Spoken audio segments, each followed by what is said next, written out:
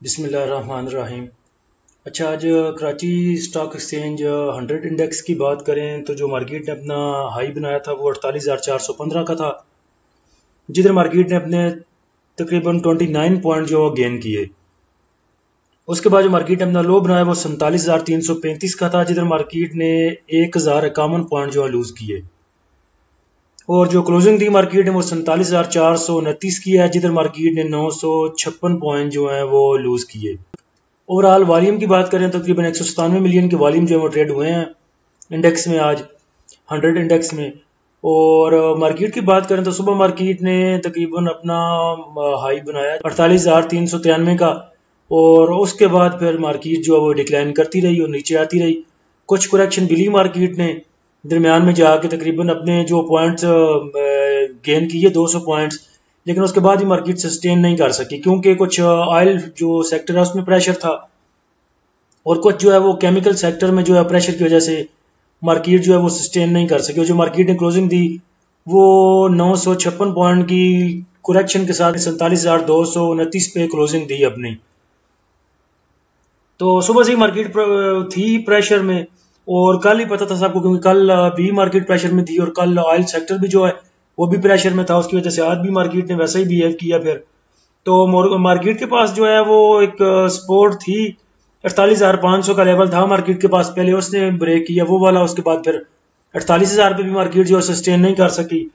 उसके बाद जो है 47,500 का जो सपोर्ट लेवल था मार्केट, तो अभी देखा जाए तो मार्केट जो है उसके आसपास ही जो है वो क्लोजिंग दी है मार्केट ने 47,500 पे। तो सुबह अगर मार्केट खुलती है तो जब खुलेगी तो जो उम्मीद है कि 47,500 जो है वही फर्स्ट रेजिस्टेंस लेवल जो है वो कंसीडर किया जाएगा मार्केट का। फीपीलीपी अगर देखें तो फीपीलीपी में बैंक्स ने आज तकरीबन माइनर्स ही बाइंग की है, उसके बाद ब्रोकर्स ने बाइंग की है, हैवी बाइंग के साथ है ब्रोकर, कंपनीज भी हैवी बाइंग के साथ हैं, फॉरेन जो कॉर्पोरेट्स हैं वो भी हैवी बाइंग के साथ हैं, और इंडिविजुअल जो सेलिंग के साथ तकरीबन कल इंडिविजुअल ने 1 पॉइंट समथिंग की से बाइंग की थी, तो आज इंडिविजुअल ने वो सेल कर दी है। उसके बाद इंश्योरेंस कंपनीज हैं वो भी हैवी सेलिंग के साथ हैं, म्यूचुअल फंड भी हैवी सेलिंग के साथ हैं, यानी कि आज जिसने बाय किया वो खुल के किया और जिसने सेलिंग की वो खुल के की। उसके बाद नीचे सेक्टर वाइज देखें, अगर कमर्शियल बैंक्स को देखें तो कमर्शियल बैंक्स में जो है फॉरेन इन्वेस्टर ने बाइंग की है, उसके बाद बैंक्स ने बाइंग की है और ब्रोकर्स ने बाइंग की है इसमें, उसके बाद कंपनीज ने माइनर बाइंग की है इसमें, उसके बाद इंडिविजुअल्स ने तकरीबन हैवी बाइंग की है, इंश्योरेंस कंपनी ने भी बस माइनर बाइंग की है इसमें, और म्यूचुअल फंड्स है, म्यूचुअल फंड में थोड़ी जो है वो बाइंग है।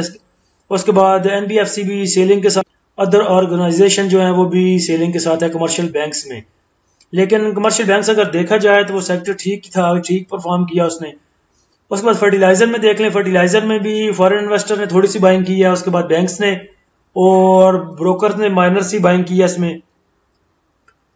कंपनी सेलिंग पे है और इंडिविजुअल्स भी सेलिंग पे है, म्यूचुअल फंड भी सेलिंग पे है इसमें। Oil and gas exploration companies की बात करें जिसमें आपका आता है रिफाइनरी और ओजीडीसी वगैरह, तो उसमें फॉरेन इन्वेस्टर जो है उसने बाइंग की है आज, लेकिन बैंक्स हैवी सेलिंग के साथ हैं, तकरीबन 0.81 मिलियन की जो है सेलिंग की उन्होंने। उसके बाद जो है इंडिविजुअल्स भी सेलिंग पे हैं, दो अदारे जो दो वो फरीक जो है वो इसमें सेलिंग पे हैं, बाकी ब्रोकर्स ने इसमें बाइंग की लेकिन थोड़ी बाइंग है, कंपनीज ने हैवी बाइंग की ऑयल एंड गैस में। यही तो प्रॉब्लम है हमारी इंडिविजुअल्स की। कल आपने ओजीडीसी कल सेलिंग पे थे, तीनों अदारे 3-4 अदारे कल सेलिंग पे थे, कल आपने उनसे ओजीडीसी लिया 111 में, 110 में, 109 में, कल ओजीडीसी आपने उनसे लिया, कल वो सेलिंग पे थे और इंडिविजुअल जो है वो बाइंग पे था। 108 में, 107 में, 111 में उनसे लिया आपने, और आज कितने का 97 का उनको दे दिया। फिर ये देखें आज वो फिर बाइंग पे हैं, कल वो सेलिंग पे थे, आपने उनसे कितने का लिया ओजीडीसी, 108 का, 107 का, 109 का, 110 का, और आज कितने का उनको दे दिया, फिर 97 रुपए का उनको दे दिया। कितने रुपए लास करके, 3 ये और ऊपर वाले देख लें आप 8-9, 11 रुपए 10 रुपए लास करके फिर आपने कल उनसे ऊपर वाले रेटों में लिया और आज नीचे के रेटों में उन्हें भी वापस कर दिया। तो यही मसला इंडिविजुअल्स का, देखते नहीं कहाँ क्या करना है, ऊपर कोई चीज हाई रेट्स पे मूव कर रही है उधर ले लेनी है, नीचे जब जाना है जब मार्केट डाउन ट्रेंड में जाएगी उधर पैनिक होके बस दे देना है। सिर्फ यही मसला है इंडिविजुअल्स का। ये देख लें आज भी बाइंग पे वो हैं इदारे हैं फिर जो कल सेलिंग पे थे आज बाइंग पे हैं, और इंडिविजुअल्स को देख लें कल बाइंग पे था आज सेलिंग पे है। बस यही कुछ करते हैं। फिर फेसबुक पे बैठ के कहते हैं ओ जी स्टॉक मार्केट तो बड़े घाटे का सौदा होता है, उधर तो लॉस होता है। अगर देख के नहीं करेंगे तो लॉस ही होगा। अच्छा, अगर सेक्टर वाइज अगर देख लें तो सीमेंट में जो है वो बाइंग है 1 2 3 4 5 6 इदारों की, जिसमें म्यूचुअल फंड्स भी हैं और इंडिविजुअल्स भी हैं। इंडिविजुअल्स को जो आप अदारा ना कंसिडर करें।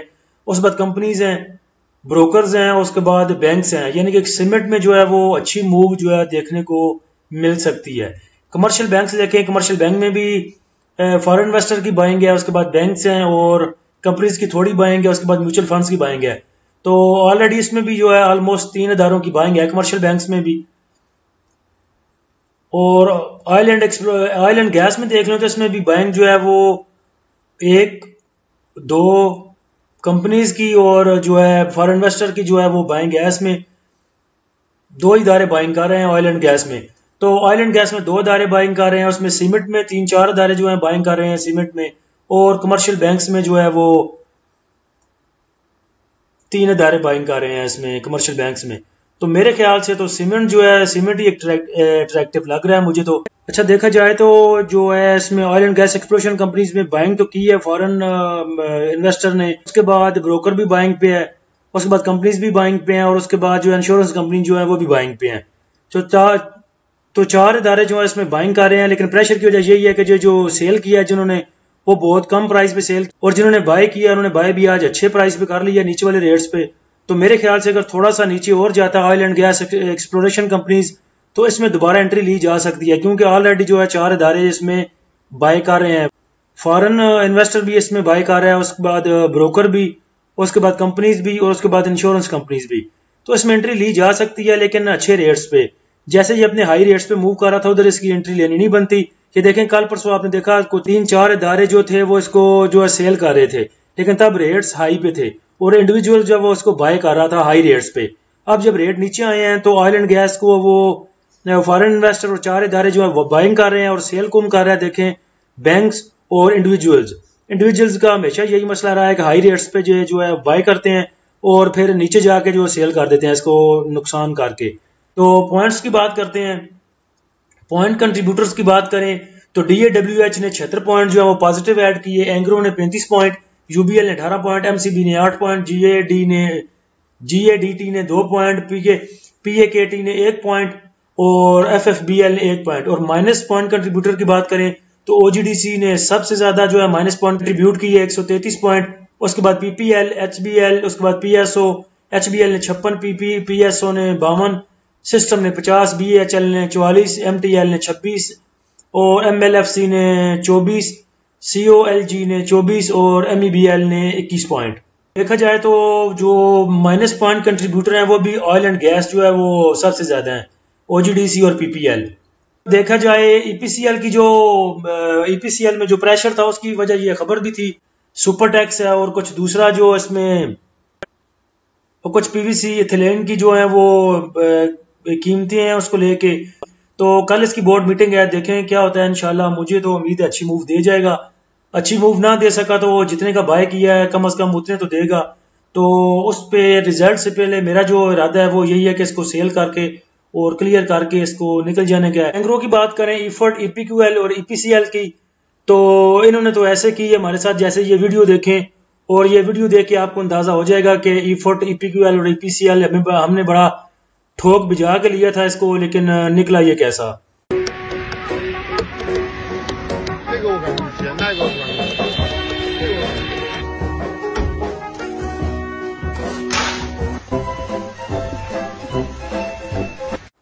स्टॉक्स में बात करें तो LPL में हमारी बाइंग है तकरीबन 23 की और 24 के नीचे बाइंग है हमारी। तो आज LPL का अगर मूव देखें, डे रेंज देखें, आज जो 25 से लेकर 26.48 थी, तो मेरे ख्याल से अच्छी मूव दी है इसने आज। और जो क्लोजिंग है 25.88 पे हुई है इसकी भी, मेरे ख्याल से कल जो है बोर्ड मीटिंग है इसकी भी मूव जो है वो बोर्ड मीटिंग से पहले दे सकता है।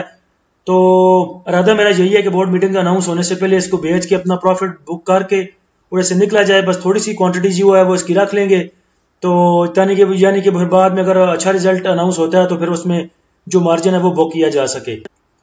मीज़ान बैंक में देखा जाए तो मीज़ान बैंक में भी हमारी जो बाइंग है वो 130 के नज़दीक है, तकरीबन 130 के नीचे है थोड़ी।